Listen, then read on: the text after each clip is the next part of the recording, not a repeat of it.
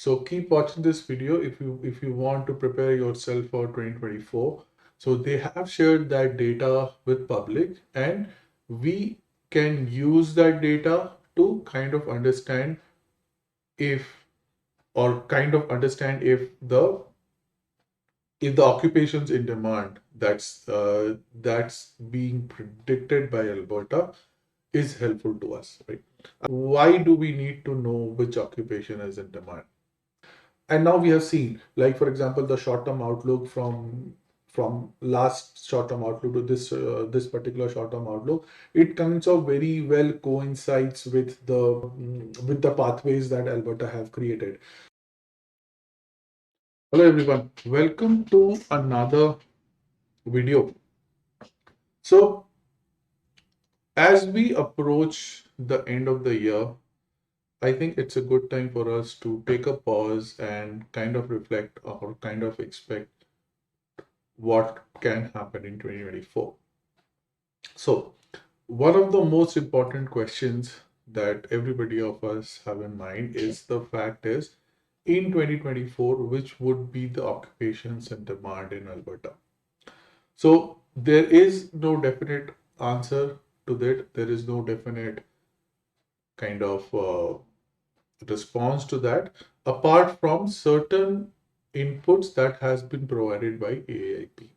So if you look into the Aaip website, there are kind of certain insights on the survey or the research that Aaip has done over the next few years, which gives them an idea of which occupations could be in demand. So they have shared that data with public, and we can use that data to kind of understand if if the occupations in demand that's being predicted by Alberta is helpful to us, right? Again, this is just a government report. This is a study that was conducted over a couple of years, and there are two types of studies in this. There is a short-term study, which spans a couple of years, and then there is a larger economic outlook, which spans almost a decade, almost 10 years. So there are two type of reports here, and that's available on Aaip website. So I had a chance to go through those details, and I thought it's a good thing to share it with all of you. So that is what I'm going to do in this particular video.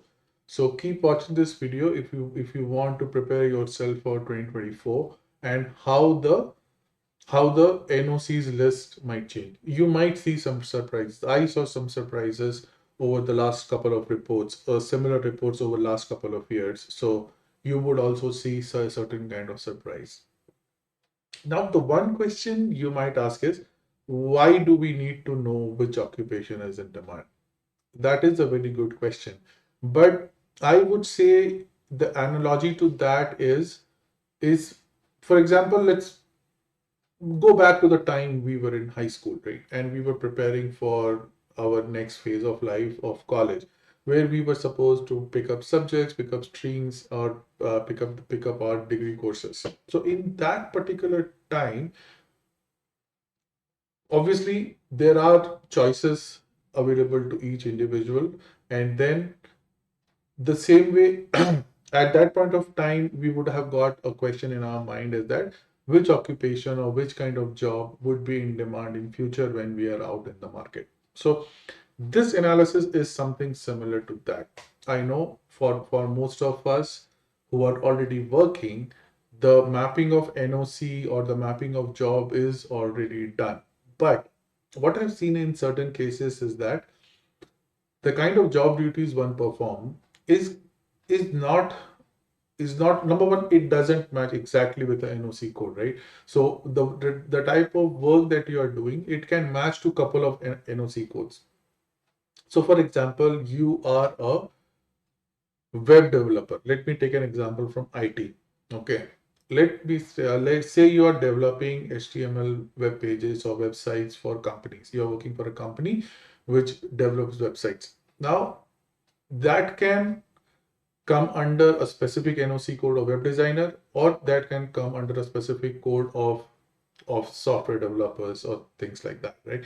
So depending on your job cycle, or depending on your job profile, it's possible that your job might fit couple of NOCs. So if you know that a particular NOC is in demand, you might read your job description in a way which can justify a occupation in demand.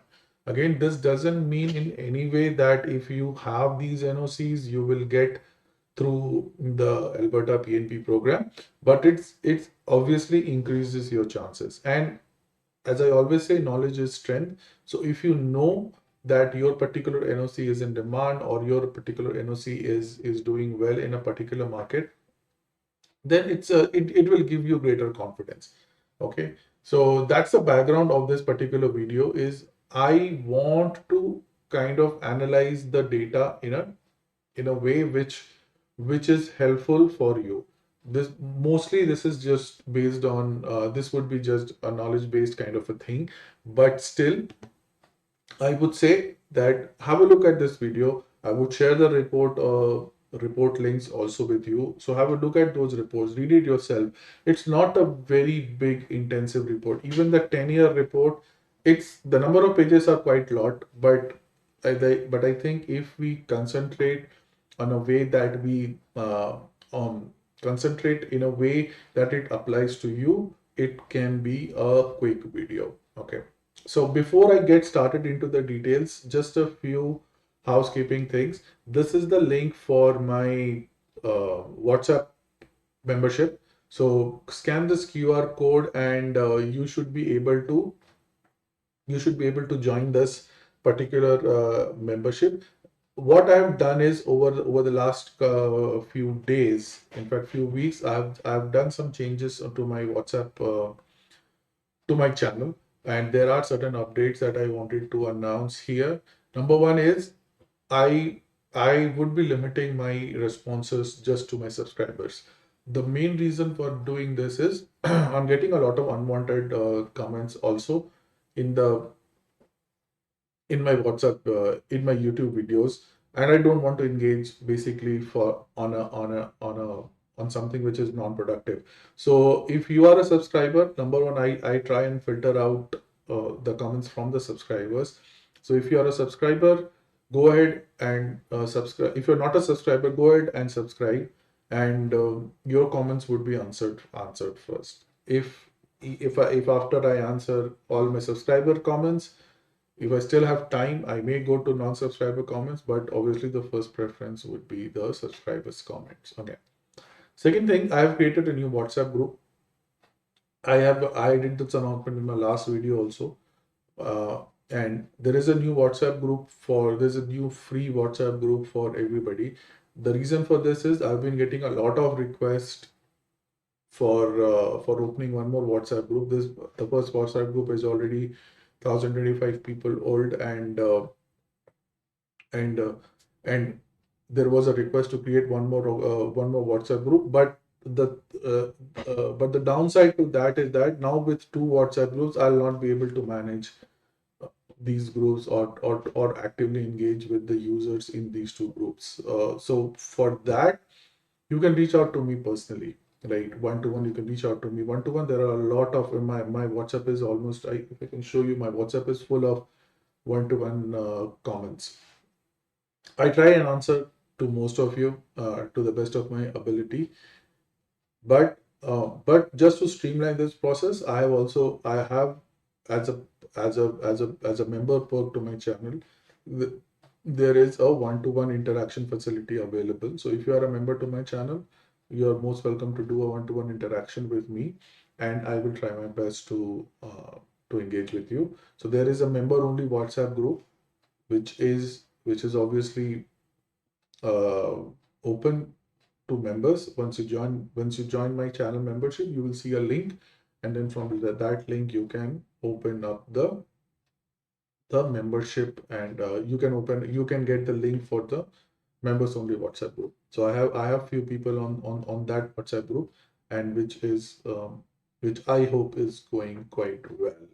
Okay, so now let's not waste more time. Let's get into the meat of the subject. Okay, so let me just quickly go to the occupational demand. So if you look into the so the first thing that you would want to come here and check is the AIP processing time and inventory page. So once you are into this page is kind of updated weekly by weekly. The last update was 12th of December, and it gives a lot of insight into how Alberta is processing its applications, AIP applications. This is almost end of the year, so this page would be refreshed next year. We are expecting that Alberta has announced that they are expecting more than 10,000 nomination certificate limits in the new year, which will be an increase from 9,800 odd applications. So there would be more room for new applicants in the new year, which is a good news. If you go down here, there is a section which says that application by occupation. So this is these are the NOC codes where Alberta has received most of the application. Now this doesn't mean these are in demand, right? It's just that the it is AIP has received most of the applications in these NOCs, and as a result it's kind of taking more time. So if you belong to one of these NOCs, your applications might be delayed. Okay, so these might take longer to process, as explained by Alberta. But again, this doesn't mean this is in demand. This is just the fact that they have received applications, most applications in these particular NOCs. Again, this doesn't mean these are not in demand. Some of these could be in demand also, right? So don't read this section as the Bible, right? If I were in your place, the section I would read as Bible is the next section. If you go down here, there is a section where AIP has shared two particular documents, which is the Alberta Occupational Outlook and then the Alberta Short-Term Employment Forecast. These two documents, Alberta Occupational Outlook is a longer term view that the government has, that AIP is taking to explain to the readers or to explain to the general public what to expect in a longer term time frame. And again, the short-term employment forecast, as the name suggests, is the forecast of the in a shorter period of couple of years, right? So read both of them. I would say I would just go through these documents here, read both of them, and get an understanding of how the trend is. You might find that a particular NOC, as I was just explaining, a particular NOC might be in demand, and it might just fit your job profile. So this is kind of important for us to know. And there are people who ask me, like in my WhatsApp groups or in my YouTube comments, which occupation is in demand. I always tell them, number one, the NOC code that applies to you might not always be in your hand. So it's either decided by your employer or kind of hard coded in your work permit or things like that. But you can always there are certain scenarios where you can always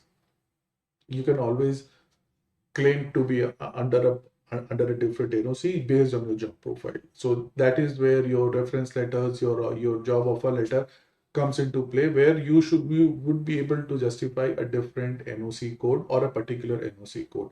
And I've heard that whenever people have applied to AIP or Ircc, the NOC code determination is also part of the application process. So the immigration officers usually get into a call with the user, with the applicants, and at that point of time they kind of work with the applicants on finalizing the or suggesting a correct NOC code based on your reference letter and documents you have provided. So yes, so NOC code I wouldn't say is very fluid, but it's still there is some kind of wiggling room in deciding your NOC code, and that is where this occupational outlook and the short-term forecast comes into the play, where it basically gives you an idea of which industry and which sectors are in demand.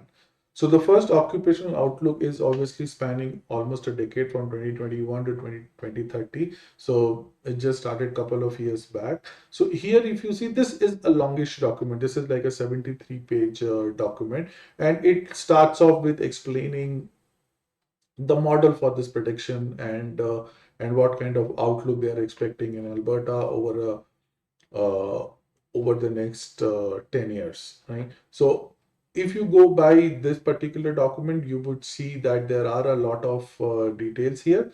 But again, if you are interested in the model, go through this particular document. But what I would say is most people would just go into the section where it kinds of just talks about the NOC code. So okay, again, for example, see this. Over the next 10 years, the most job opening is expected in, say, sales and service occupations, trade and transport occupations, and the last is the business finance and administration occupation. This is like by the first digit of your NOC code, which is kind of a high level high level categorization of the NOC codes. So this is where they are expecting that there would be most job openings in the three of these first digit NOC codes, or three of the broad categorization. Then then then they are expecting which NOC codes would be popular amongst job seekers. So there are two things here. What we need to, in this particular model, the way that they have structured this model, they have kind of written this report from two point of views. One is from the point of view of the companies, which they kind of denote as a job opening. So job openings is kind of a, so they did a survey. So if you go into this particular report in detail, I went through the report in quite some detail. So you would see that there is a kind of a survey which was done. There were multiple participants to this particular study, and they submitted their input for this particular study. Again, this is just a model, right? So this is just a model which this study must have been done to give Alberta an idea of what to expect in coming years. So they are expecting certain kind of imbalance in the next 10 years, and the sources of imbalance they have just so this, for example, they have said that there could be an imbalance which can grow up to 40,000 per year by 2030, right? So they are expecting a 10-year, in the 10-year period, the imbalance can reach as high as 45,800, right? And then they have kind of explained what would be the source of job openings, and then what would be the source of job seekers. So they are doing it from both point of view, from the point of view of companies or from the point of view of employers who are contributing to the numbers of job openings, and then from the point of view of applicants who are contributing to the numbers of job seekers. So they are expecting that from a job opening point of view, there would be demands that would be created by expansion requirements, by retirements, by deaths, and by outward migration. So outward migration is basically people leaving Canada, or leaving the province into for the newer provinces. So, but here again, you will see that the most of the expansion demands that they are getting is in the near years. Of this also makes sense because most of the companies who would have been participants would be able to predict much accurately of the years nearby. Like for example, if a company is predicting their job opening, they would be able to more accurately predict their job openings in 24 rather than in 2030. So this study would obviously be enhanced in the coming years, but this just gives an idea of the expansionist demands that would come. So they are expecting the demand to slow. So if you look at the overall pace, you would see a kind of a slight upward curve in the job openings. Then they are seeking uh, similar they have kind of created a similar outlook from the point of view of the applicants. So if you see here, the net they are expecting that the bulk of the new job seekers would be inward migration to Alberta, and then contributed by the and then added by the school leavers. So people who leave school and college, they enter the job market, and they increase the number of job seekers in the market. So the most expectation is from the inward migration into Alberta, right? So that's the kind of model that they have explained, and then what they have done is they have gone into the details of the of the job openings and job postings and job seekers by NOC codes. So again, this is a very high level. So here you are not getting the detail of the NOC codes. They have not done this by a particular NOC code in this section. They are just kind of given a grouping. So here, if you see the top three, the top three position goes to sales and service, trade and transport. I'm sorry, and business finance and administration occupation. So that's the kind of so this bar chart just shows the opening, and then the blue section represents the expansion demand, and then the green section represents the replacement demand. So in most of the sections, you would see that the replacement demand is higher. So companies are expecting that in the coming years, there would be more pressure or more job openings would be created due to the replacement demand as people retire and things like that. Next is obviously from the point of view of job seekers. So they are again expecting that these particular sectors or these particular NOC codes would have most job seekers. Now you would see the one main thing is there is that not is that one second is that the job opening NOC codes and the job seeker NOC code is not always same, which makes a lot of sense because most of the applicants would apply in their particular education area or their particular area of study. So they are expecting that the natural applied and related occupations would have most of the job openings, right? The sales and service occupations would have most of the job seekers would be interested, and out of this, the most people coming into the job seeker market would be in migration. Okay, so the inward migration is the blue part, which you can see here. So this again gives you an idea that Alberta is pretty much aware of how the job seekers and the employers would behave in the next year.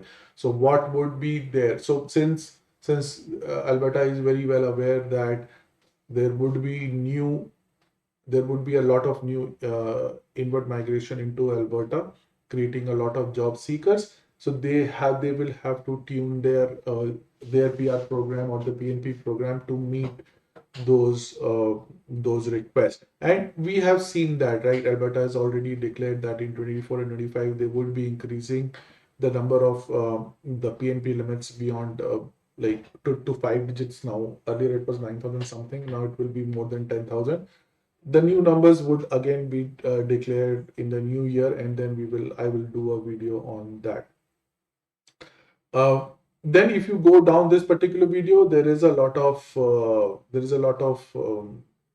explanation on the model, but this particular NOC, right? But this particular appendix, if you see here, here they go by the individual NOC code. So if you are interested in a particular NOC code, you can come to this particular section. So right from page 15 to the end of this report. So the first 14 pages were explanation of the model. But if you are interested, if you belong to a particular NOC code, you know your NOC code, then you can come into this particular section of the report and search by your NOC code. So now if you see each NOC codes, they have kind of laid out what is the expected imbalance, and then and then eh, and then how the change is happening. So obviously they are comparing the openings with the job seekers, and then finding a imbalance. So if there is an imbalance, so Alberta is aware that there could be a potential imbalance, and then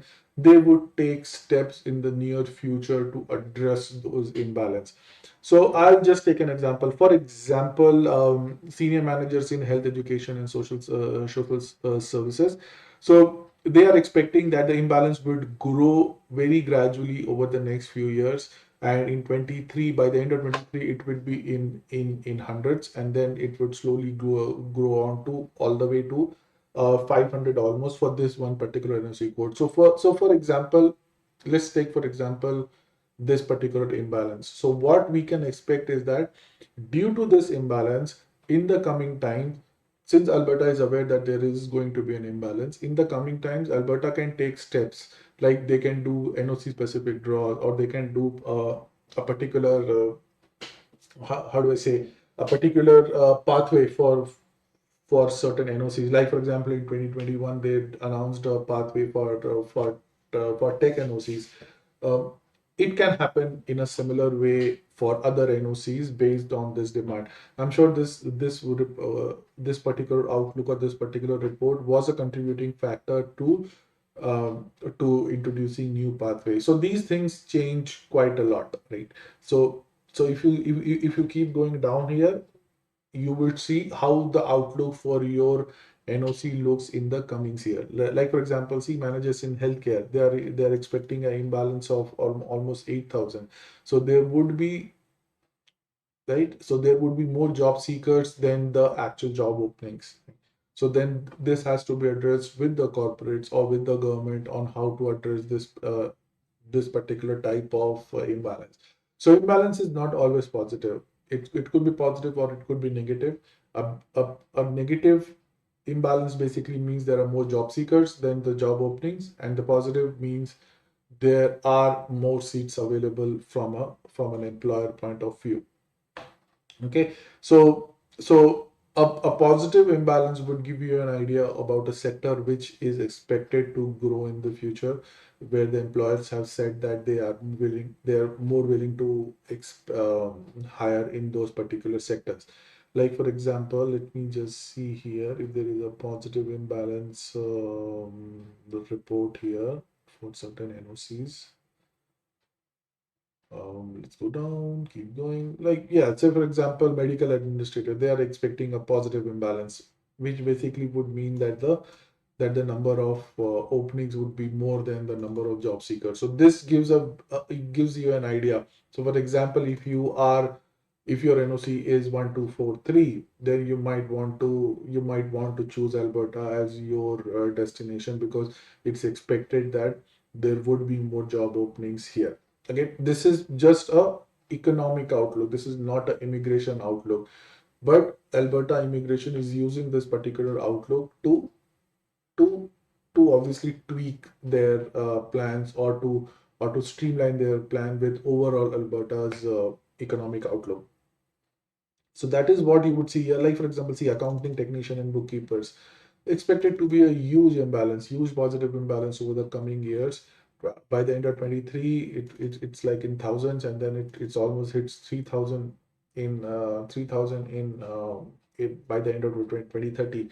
So this again says that there is going to be a good demand for accounting technicians and bookkeepers, which also like say for example, you're a student in Alberta, or you're planning to study in Alberta. You might be a student in India or anywhere in the world who wants to come to Canada and to specifically to Alberta to study, and you want to see which occupations or which stream could be helpful for you in the future. So for that also you can see that, for example, in this particular NOC, it's expected to be a huge imbalance. So if you are interested in this, say for example accounting, you can always choose accounting as your major here, and then come and contribute and join the workforce. So you are kind of pretty sure that there would be a demand in the future for your particular stream, right? And again, if there is on the flip side, if there is a negative imbalance to a particular NOC code, and if you have a choice, then you might just want to double check your choice, right? So things like that.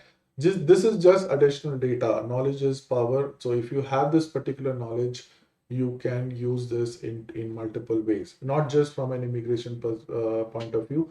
I'm mostly covered any kind of data or any kind of information from an immigration point of view, but still it can be used by student. Like this is a longer outlook.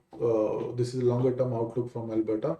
So you might want to use it for, say, education, or you have a friend or family who wants to come over. They can use this particular data as an outlook, as a insight to their particular choice of field of study. Right? So yeah, so have a look at this particular report. This is a very good report to know. This just gives you some information that you can keep in your back pocket and understand what the outlook looks like. Okay, so that was the first section, which was the occupational outlook, which is the longer outlook. But there are certain short-term outlook also. So let me go through the short-term outlook report also. This is again a short-term outlook. So this would cover a couple of years. So this covers from 23 to 25. And this again, short-term outlook is shorter outlook and a shorter report. So this is only a 25-page report. And again, they have kind of explained in the first few pages the methodology and the results. But what you would see here is that there are kind of categorized. They have kind of categorized occupations which would be expected, which would be most in demand, right? So they kind of done a frequency distribution of these occupations. So they have kind of selected 516 occupations in 4 categories, and then kind of spliced it in a pie chart which says how many of them are expected to be uh, high demand, moderately high demand, medium demand, and low demand. So they have kind of, this is the results that they have, um, results from this particular study. Right. And then number of occupations. So there are 8 occupations in 23 and 25 which are expected to be a high demand, and 48 occupations to be moderately high demand. So if you say in demand kind of a scenario, if you want to understand a in demand kind of scenario, you can safely say moderately high demand and high demand would come into something called a in demand category, which is a combination of 56% of 56 occupations out of the 516 occupations that was covered in this particular report. And 516 occupations is a pretty good lead. So if you come to this particular report, if you go down to this particular report, they have broken it down by sectors, by occupational groups, and then what they have done is now they have come into the actual NOC codes. So this particular NOC code, as they were saying, there are 8 NOC codes in high demand. So these are the 8 NOC codes which are expected to be in high demand in the coming future, in the next couple of years. And these 48 NOCs are expected to be in a moderately high demand. So I would say in demand, if you have a query or inquisition about which occupations would be in demand in coming future, this is a good list to this provides you a better list to base a decision. So since this list is valid only for a couple of years, this is more current and more accurate, I would believe, in terms of telling you which occupations Alberta is expecting to be in demand. Again, it is a NOC based report, but this can be used by any particular group of people. It can be used by students, it can be used by applicants, it can be used by anybody. Okay, so have a look at this particular report. I will share a link of this particular report also. This is a very good report. And one thing I just wanted to show you how this data changes, right? So this is a very short outlook of couple of years. If you look at the last report that was done for 2022 to 2024, this report is 23 to 25. So if you look into this particular report that was earlier, they were expecting only 46 to be in demand, or in high demand, and we saw that in the current report it's 56, right? So it has the number of occupations in demands have increased. uh the number of occupations in study has also increased from 500 to 516 in the current report. But the major difference that you would notice, or you would appreciate the difference, is the NOC code. So when you look into the NOC codes for last couple of years from 22 to 24, you would see the list is number one shorter, and the list is kind of very different, right? If you look the report now, if I read the report now, it mostly looks like healthcare or physician kind of NOC codes would be in demand in the next couple of years. There are obviously food service supervisors, tile setters kind of NOC codes, but most of the NOC codes, if you see here, take a pause, read out, read the list here. It you would see it mostly belongs to healthcare or or physicians kind of a profile. But in the last report, if you see here, this was more technical, like software engineers, web designer, telecommunication line workers, which also makes sense. So if you are like, I've been following Alberta immigration program for last couple of years.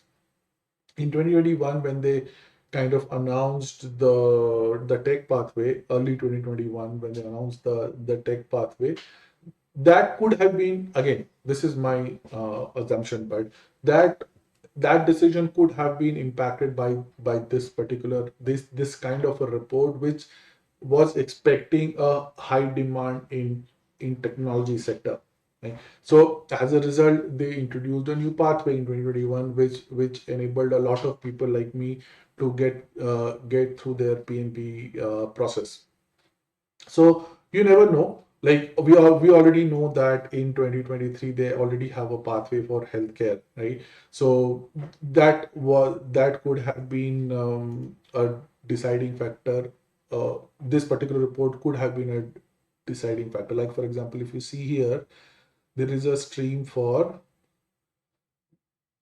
there is a stream for dedicated healthcare pathway, right? So these kind of reports gives you a good idea of what Alberta is doing, why Alberta is doing the things that they are doing in a particular way. So this is also a very good report. Obviously, this particular discussion is more technical, and it's kind of more data driven. But I hope you would get certain kind of value out of this discussion. I just wanted to do this discussion because I just wanted to wanted to show you the probably how the background works, right? How things work in the background, and instead of having certain kind of ambiguity about what is in demand occupation, what is not in demand occupation, this kind of outlook kind of gives you a clearer picture in your mind. I'm sure, like for most of us who are just applying for PNP, this kind of data might not be of much interest. But I'm sure there could be people who might be interested in knowing how things work and why things are working the way that they are working, right? And now we have seen, like for example, the short-term outlook from last short-term outlook to this particular short-term outlook, it kinds of very well coincides with the pathways that Alberta have created. So so if we keep an eye on these kind of reports, it will give us an idea of what it kind of um, gives us an idea of how or what to expect in future, right? So, and it will also give you a confidence, right? So if you belong to a particular NOC which is in demand or which is expected to be in demand, it gives you that extra level of confidence that okay, if I'm looking for Canada PR or PNP, I'll choose Alberta because it's a very clear documented kind of a thing which specifies what occupation or what jobs would be in demand, right? So again, a very good report. I came through this particular report. Initially, I thought it's a very long report, but it's a very interesting report. I like data, so I read through these particular reports. Uh, you will like you're like I will share the links of this report if anybody is interested. Okay, so yeah, we are almost at the end of the video. This been a bit longer video, but let me just end before I end. Let me just share the details of the new WhatsApp group. So these two are the new WhatsApp groups. Okay, please join just one group. I want most of the people to take advantage of this particular resource. A lot of people are on these groups who share their ideas, who share their experience, and I'm sure there are people who are getting benefit out of this particular exercise. So if you are getting benefits, share this particular slide, share this particular video with anybody who wants to join, and join just one group, right? The discussions would mostly be same. I'll be the moderator in both of these groups, just to kind of look out for the kind of content. But if you want to do a one-to-one discussion with me, I am recommending a membership to my channel so that we can discuss. I'm not a registered consultant, but based on my experience, obviously I can share and help you guys as a friend and as a mentor. So yeah, I look forward to having more engaging discussions with you, and I hope this particular type of content is also useful, where I'm kind of looking into some raw data and raw numbers. So if you like this video, please put a like on the video, and if you want, leave a comments with your question, and I'll see you on the next one. Thank you.